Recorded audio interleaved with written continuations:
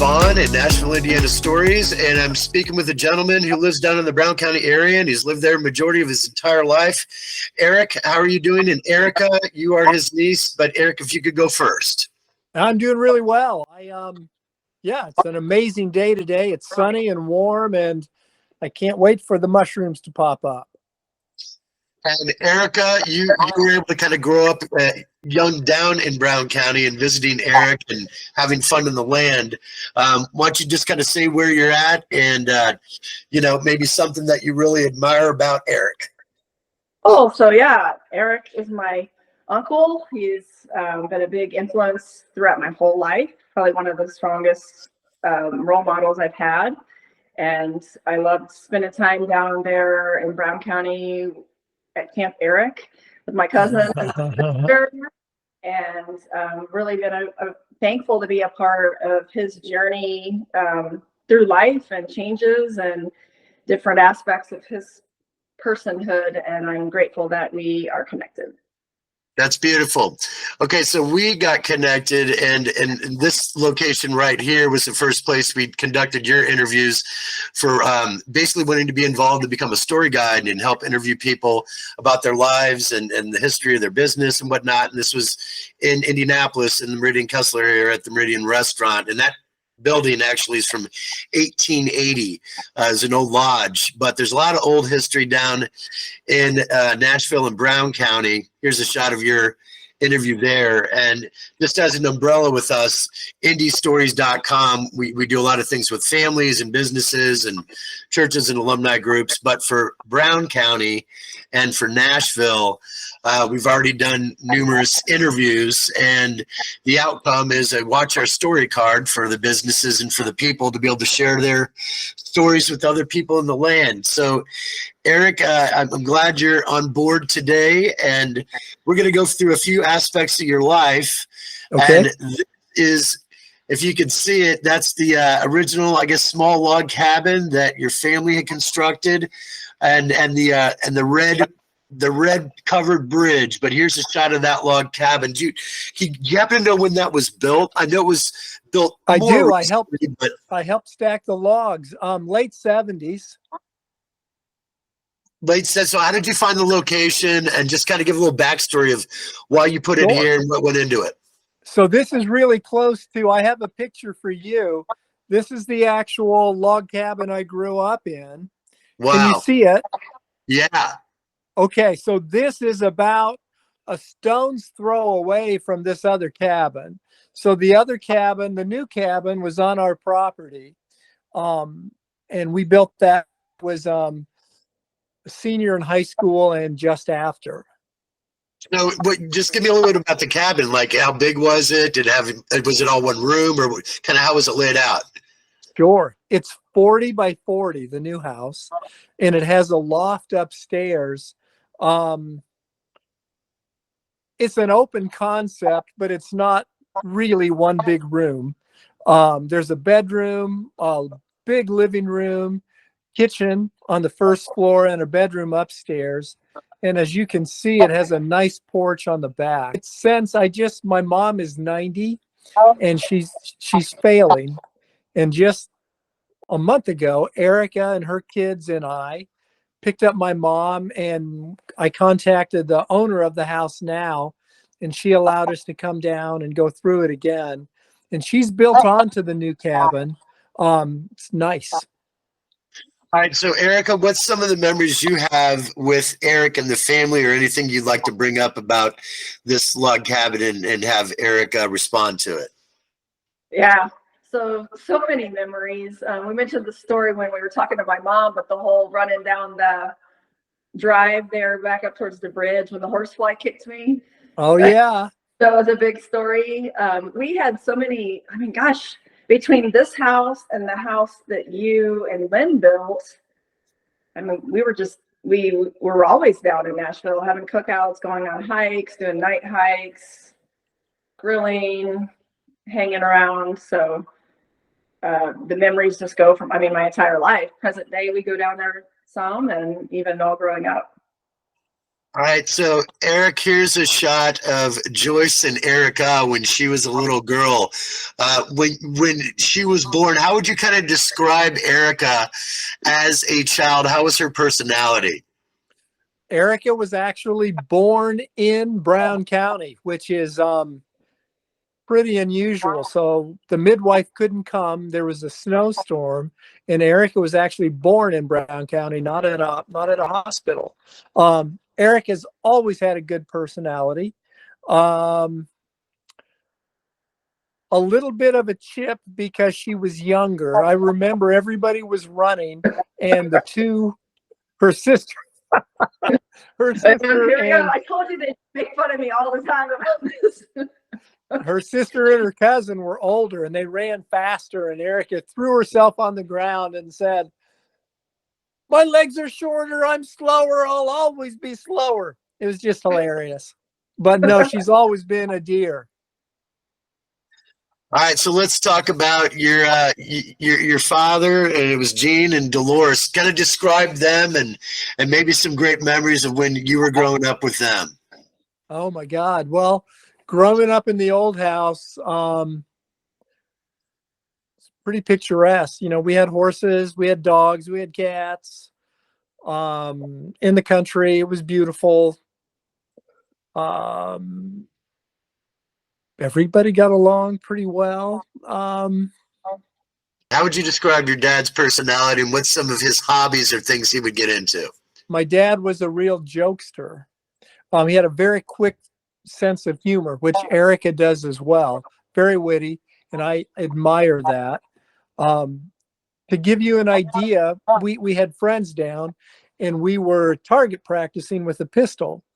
And my dad's friend said he was a good shot, and we were setting cans up and shooting them. And it was my sister Pam, who's passed, and myself, and we were just kids, and my dad and Bob, his friend. And we'd take turns target practicing, and Bob couldn't hit anything, and he was getting frustrated because everybody else was, and Bob just couldn't. And he'd take his shots, and he got closer because he couldn't hit anything. And my dad was laughing. My dad was putting blanks in it when he was giving it to Bob. So Bob's taking his time and concentrating and shooting, but there was nothing coming out of the gun. Pretty funny. One of Papa's many pranks, right? Oh yeah, it was pretty funny. But just in conversation, a lot of banter, a lot of wit, a lot of puns, nice fun stuff. So, what would be some of his, let's call them life skills that you essentially gravitated to and tried to and started becoming kind of, maybe things that you enjoyed to do that you got from him? You know what? We were different in that respect. Dad was mechanical. He was very good with cars. He could build anything. Not interested in sports at all. I was more into sports, athletics. I'm not as mechanical as I'd like to be, and I'm not near the builder that my father was. So things I admire about him, I don't know, gravitated towards me. Gotcha. Okay. So as far as your mom, Jean, there's a nice pic of her having her cake on her 90th. How would you describe, your kind of relationship as far as how you guys got along, as well as what you admired about her, and maybe some of her traits that, she'd always do that maybe you got involved with or, would learn from? I love my mom to death. I was always closer to my dad. We just had more of a connection. Mom's great. I go up a couple times a week now, and we'll go to lunch. So, Erika, what would be some questions that you would like for him to maybe address, some old stories or just things that you'd like him to bring up about his parents, your grandparents?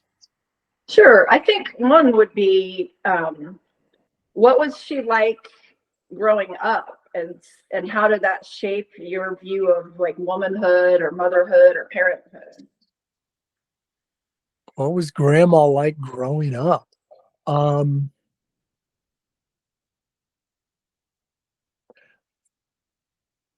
A lot like a typical 50s housewife, I think. Dad worked, mom stayed home. My dad worked nights. Um, Interesting thing, we had a prowler when I was a kid. Um, for years, we had a prowler.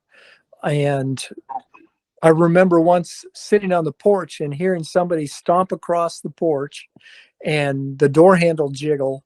And I was scared to death. And my mom came out with a gun and shot it up in the air, and he was gone. But this went on for years. So she had a degree of fortitude because we were isolated where we lived a little bit, because we lived in the woods. So you saw her as kind of, she was able to be both kind of stereotypical role of housewife, mother, but also protector. In that respect, yes. I remember her going out and shooting up in the air. Yeah. Thanks. Oh, we had German Shepherds when I was a kid, and this fellow, I remember once we had company and the dogs were tied up out back at the shed, and they came trotting up, and my dad went out and he tied them up again and knotted the chain so they couldn't get loose more. And a few minutes later, they came trotting up again because this person had befriended the dogs and kept letting them loose. Well, they were normally loose, but we had company, wow. so they were chained up. Not to digress. You go ahead. You had a question, Sean? Yeah, I was gonna transition a little bit. So this is you traveling over in Europe, is that right? Yeah. And where was this? Boy, I traveled. I've been to Europe several times. This was Eastern Europe, maybe Zagreb, maybe Slovenia. I can't see the picture that closely, but yeah, Eastern Europe. Okay, so I'm assuming you've kind of had the travel bug your entire life, and you've been around the world. What's the furthest you've gone? The farthest I've been would be Thailand and Cambodia. But I've been to South America, Canada, Mexico, of course, Central America, Eastern Europe, England, Scotland, Thailand, Cambodia. Yeah, spent a month in Brazil. That's a lot. Did you happen to go down the Amazon? No, but I landed in Belém, which is the principal city in the Amazon, and wish I would have been able to spend more time up there. It's a completely different culture than farther south. It kind of cut out when you said the name of the city. Say again the name of the city? Belém. It's the biggest city in northern Brazil on the Amazon. Gotcha. And we're going to touch on a few of those here, but this is a shot of one of your loves in Nashville, which is the Brown County Playhouse. How long have you been involved with the Brown County Playhouse? You know, a couple of years. I work part-time when they need me. So I come in and I help bartend. I'm bartending tonight, actually. But I was also involved in a play there, 20 years ago, maybe. There was a play of local Brown County characters called Dinger of the Day. And I played the villain. Thought it would be fun, and it was. So what was it like being up on stage, I guess, for the first time in a place where you grew up? Wonderful, because I was with people that I had grown up with. So I knew a lot of the other cast members, because Brown County is, 16,000 people. It's pretty small. And that's one thing that I adore about the Playhouse is, especially in these political times, I think we need to build community, and the Playhouse really does that. Everyone there is a local volunteer. Beautiful people. I appreciate being a part of it. And I think it was either September or October last fall that Rich Hardesty had a concert performance there, and it was also like a fundraiser. That it was a pretty packed house, and I was amazed how big and how far it drops back and how big that room is. I mean, there's like 400 people it can seat. 420. Yeah. I bartended that event. Oh, you did? Yes. Awesome. All right, so I'm going to bring it back a little bit, and Erika, if you kind of want to reflect on this, the original house that they grew up in, and Eric, I'm assuming you could see these, and you remember the old station wagon? I cannot see them, but I do remember the old station wagon. So this was your house, and the station wagon's in front of the house, and I don't think it was the log cabin, but it looks like it's a ranch house. So where was that house located? So that's the old cabin that when did you first, how old were you? I know Mom was 12 or 13. How old were you when you? I was 8, and that is the original cabin, and a similar view from what I showed you. So yeah, it's the car is kind of right. There's a driveway now that goes around, and that car is kind of right here. I remember the station wagon and sitting in the back and coming back from Dairy Queen and coming down the hill and getting sick. My mom, quick, because I was yelling, rolled the glass window down in the back, and I jumped out of anyway. Yeah. So this is Erika. Yeah, you and Joyce and Erika. And Erika, when was this? And were you down in Brown County, or where did this take place? Oh, I think this is a picture at my nephew's wedding. I think it is too. That's Ian's wedding. So, and it was, I don't know, 4 years ago, maybe four or five years ago, something like that. And it was up here in Indy. Right. Or built well or whatever, right here in Indy. And here's a cool shot of you doing some kayaking on the river. Which river is this? I know that's the the red covered bridge in Bean Blossom, but what's that river? It is Salt Creek, and the river is very generous. It's a creek, and although it looks big and wide and deep here, it isn't. And we do a lot of knuckle crawling, and sometimes we have to get out and go over logs. But I do that quite a bit in the summertime. It's a wonderful. The halfway mark where we put in is the Brown County Inn. So we'll kayak for a couple hours, get out, go to the Brown County Inn and have a beer and lunch, and then kayak the rest of the way. This is a big outdoors question, and it's kind of going to open it up. So what are your favorite places to do certain outdoor things in the Brown County area, and what are those things you like to do? My absolute favorite, and I pray that I'll be able to do it again, is I love to run on the trails in Brown County State Park.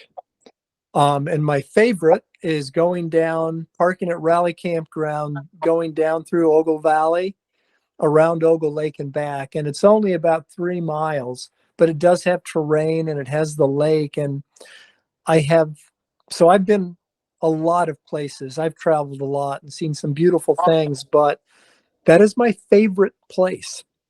So many memories of taking my kids when at first I had one and I had to carry them. And before that, as running that trail when I was a kid, or camping in the park and playing when we would go camp at the park when I was a little kid. But then 2 kids and 3 kids, and then walking with my kids, and everybody wanted to go, and then nobody wanted to go, but every time we went, they were happy we did. And then running with my kids, and then waiting for my kids as I ran, and them waiting for me when I run. So a lot of evolution. But I'm having a little knee trouble and a little Achilles trouble. I hope I can do this again, because the park I've never taken it for granted. Also, that was a big part of Camp Eric too, right? When we were down as kids. So even before your kids, you had me and Leah and Mike and Alicia down there in the park all the time too, and running and hiking with my shorter legs. Yeah, but before I had kids, I got my nieces and nephew a lot, and they'd come down in the summer or on weekends. Yeah, lots of wonderful memories doing that. All right, so I'm going to drop back just a little bit, kind of back into town. So I know that, this is the Brown County Playhouse, but what are some of your other favorite businesses downtown Brown County, and who are some of those favorite people at those businesses, if you just like to speak to that for a second? Well, we haven't touched on this. I think it's important. So I grew up in Brown County, and well, I've been there since I was 8, so 55, 56 years. Brown County has changed so much. So I spend a good deal of time as Rachel. And growing up in Brown County, I didn't understand that there were other people like me. And I thought it was just me. And obviously there's something wrong with me. And if anyone knew, my life would be over. And it's amazing how Brown County has evolved. So I work at the Playhouse. My name tag is Rachel. So I'll go as Eric tonight, but I go more often as Rachel. And going to the local bars, the Brown County Inn or the Ordinary. If I walk in now dressed the way I am, I'm Eric. Most people will say, "Hi, Rachel." And if I'm walking down the street and I'm Rachel and somebody honks, it's not that they're being a jerk. It's a friend I know and they're waving. The evolution in Brown County is amazing. So when I was younger, I used to be a lot bigger. I was probably 200 pounds and I worked out a lot. I was big and I was fit. And I was asked once to join the Klan by someone I had known since I was a small child and someone I always liked. And that's kind of the feel Brown County had when I was growing up. Well, I really got on this person. I told him I was ashamed of him and never bring it up again. And that's before anybody knew about Rachel. But to think now that I can be Eric or I can be Rachel, and it is not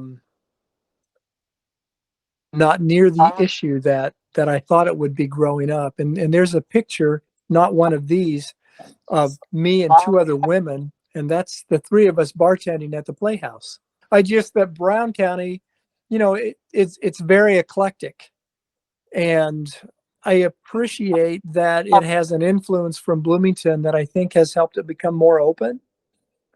But I live in a special place, and I don't take it for granted, nor the people. So I played the bottom picture here is the Muddy Boots Dart Club. And this picture's at the old Seasons, but we play now at Mike's Dance Barn. But we were at Seasons a few years ago, and I was Rachel. And a couple came and met because they wanted to play darts also. And they were friends of mine. And, Brown County I'm a redneck, right? And my girlfriend said, are you okay? Of course I'm okay. And I just appreciate that so many people in Brown County are so much more open than you would think they might be, and so much more open than when I was a child. Right. A beautiful change. It definitely, I'm sure, growing up, especially with people ask you to join the Klan and aspects of that and how extreme that is comparison to the mindset of going from Eric to Rachel and it being accepted within the social circles and the town and everything. There's still pushback, just kind of in general when somebody might not know you directly but might be introduced as you're dressed as Rachel. I think that's a great question. I think I experience more freedom now than I ever imagined. And I experienced that knowing that I don't pass, right? I look funny. No one's thinking I'm a woman. But I will say things are, unfortunately, I think there's a strong right-wing conservative element that is making things more difficult than it was. And I experience more subtle negativity than I have in a couple of years. I was younger and first coming out, it was more overt, but I think that's coming back. And I think it's important to not be afraid to bring it up, go out and be who you are in public, because whether I like it or not, I'm an emissary. And it's important to normalize something that a lot of people um, are comfortable with if they know you. Right. Erika, what would you like to say or chime in or ask just over this, overall topic of Eric and Rachel? Yeah, so for me, growing up, I didn't know about Rachel until I think we were training for the mini when I was, I don't know, maybe I was 19 or 20 years old, 21. And he had always been the strongest male role model for me. And so we went through a bit of a rough time because I was in a different headspace at the time too, and kind of came into a little bit of judgment about it. But because what I think is so beautiful and how I evolved in loving and accepting because of it is that, regardless of how he dressed or how he expressed himself or herself, I still felt loved by and love for the soul. And so I think that's kind of, for me, the evolution of it is it really taught a lot about acceptance in general. And regardless of a political affiliation or anything like that, just being able to even speak to him and his influence in my life and her influence in my life. And we've had some great conversations around, as a woman, what I view womanhood and how I would express it. But in the end, I could have that same conversation with actual females, or, however you say that, born females. Maybe we don't agree with our type of womanhood either. And so it just became more of a, like, express yourself, be free. I'm a pretty free spirit and like the same. And so I'm just grateful that we are bonded as souls, and that he got to be my uncle. I got to be his niece.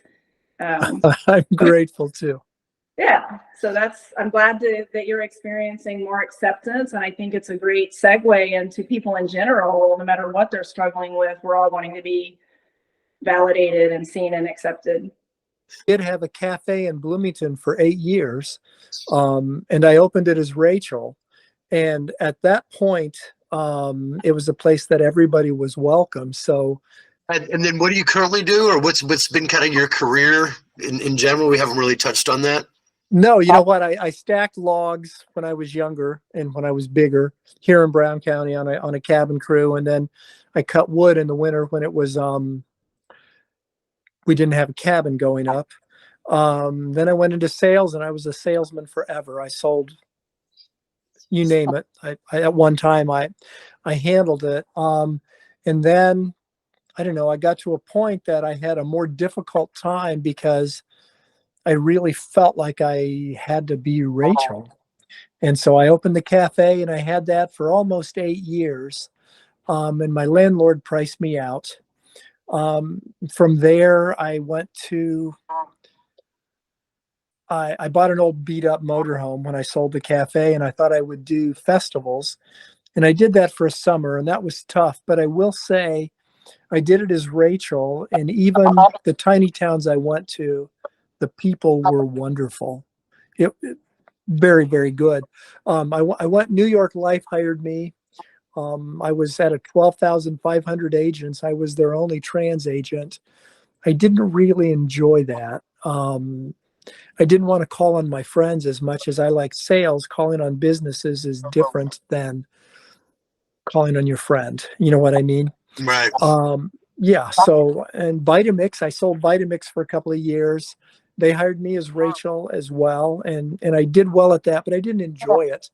It was, they wanted you 10 days at a time being away at a hotel in maybe Milwaukee or Peoria, or it was just too much standing. So yeah, I did that, and now I took early Social Security because I'll be 65 April 8th on the eclipse. Well, So your that's what birthday I is do on now. the eclipse. Your birthday is the solar eclipse. You know, actually April 8th, 1959 was an eclipse as well. Yeah, Wow. so I've got 2 eclipses on my birthday. Wow. That's kind of a trip. Did you get your special glasses so your eyes don't go blind? My parents got me a pair. Yep, the library has them. So I have a pair. I was thinking about going camping at Yellowwood, but I just had a heart procedure, believe it or not. I started going into AFib a couple months ago, so I had an ablation.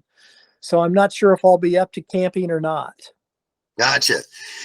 Erika, what else would you like to ask Eric or Rachel, depending on what angle you would like to bring up? But and here's a shot of you dressed up as the flapper gals there. That's fun. But yeah, Eric, Erika, what else would you like to interject with Eric? So I like the question that you asked my mom yesterday, especially since grandma is, failing. And that is just if you had something to say to her, what would it be, or what would you want to share about her or to her? I think well, first, my mom had a hard life. Her father died when she was young, and she was raised at a place called Mooseheart. It's an orphanage for members of the Moose. Um, I think most importantly now, it's important to listen to her stories, because I think she needs to tell them. And what would you like to say to her about how she affected your life? About how she affected my life, that I love her. Mom had a hard time with Rachel. My dad didn't at all. My mom has had a harder time, and she's worked through it, I think, but I think it's still difficult for her because of the church, and I appreciate her loving me regardless. That's beautiful. Erika, is there anything else you'd like to ask before we close out?